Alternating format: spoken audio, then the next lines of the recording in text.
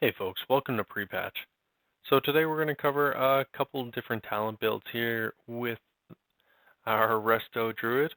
We're going to start off with the Mythic Plus build that we're going to recommend today, and it's really aimed at kind of sticking with the photosynthesis build. We haven't seen a lot of mechanical changes here. I know Resto, you kind of hold your breath to see if it's going to go one way or the other from time to time.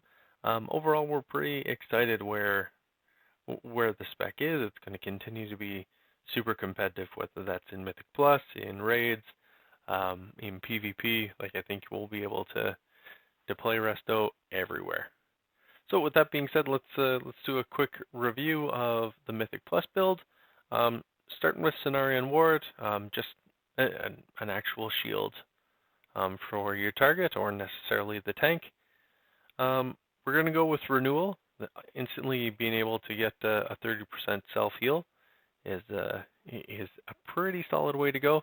If you need the mobility, Tiger Dash or Wild Charge are there as well, but I'm going to focus on keeping me alive first and foremost. Finally, Tier 3, it's up to you. It just depends what your role is necessarily with the team you're with. I tried to do a little bit of cat weaving if you can work in some of that feral affinity to complement, but alternatively, balance or even guardian will do the trick depending on the keys you're necessarily pushing at the time.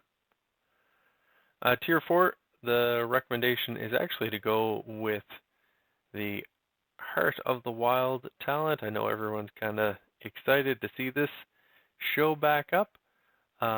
But really getting a buff to your healing spells of 30% is fantastic, especially because like Resto Druids, we get so limited with mana consumption that actually having our spells reduce their cost by 50% is absolutely fantastic.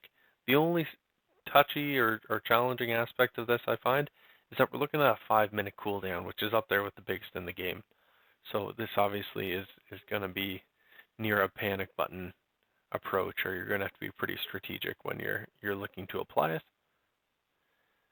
it. Tier 5, we're going with Cultivation. It's really just when you hit a target with your rejuvenation, when they're below 60% health, you actually get Cultivation on them as well, and kind of gives them another healing over time, which is fantastic. Tier 6, the recommendation is Spring Blossoms. Just really increases the efflorescence that you get healed with. And finally, Tier 7, Photosynthesis is absolutely the way to go. And the whole purpose of us is to build this healing setup to kind of complement that. So drop your Life Bloom on an ally and watch them get topped up pretty quick. So this is going to be a pretty fun build. Drop it down in the comments. Let me know what you think. If the Mythic build is working, if there's something else that's missing there.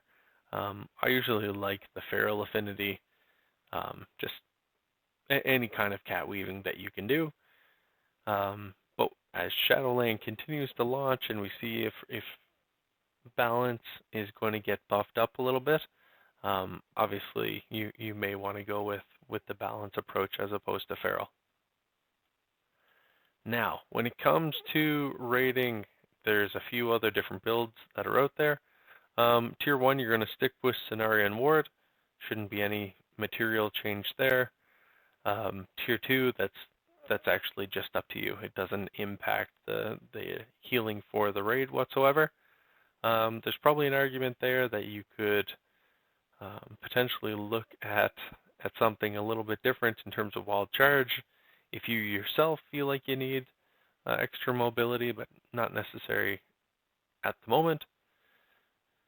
Additionally, feral affinity for the same reasons in the raid build as it was in the Mythic Plus, although cat weaving gets a little bit tougher to do.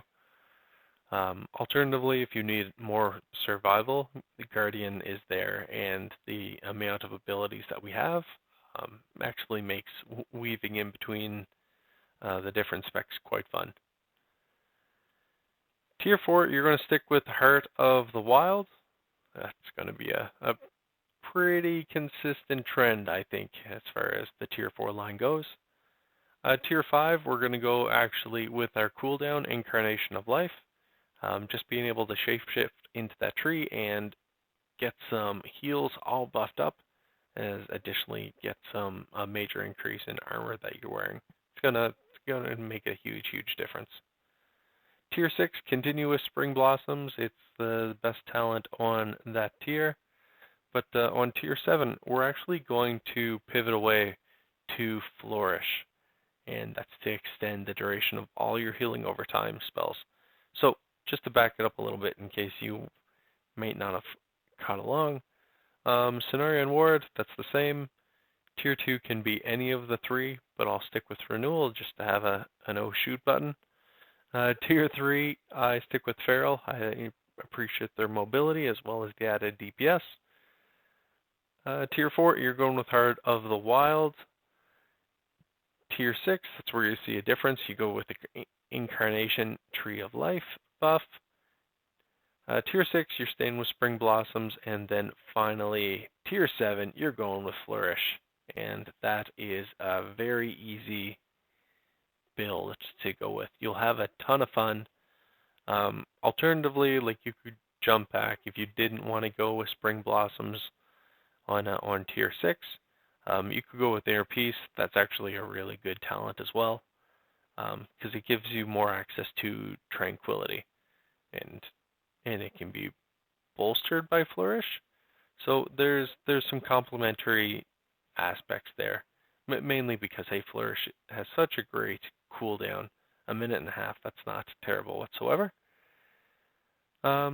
Yeah, that's kind of the build right now, folks. I think overall, I'm really looking forward to continuing with where we've been in terms of being one of the better healers that are out there.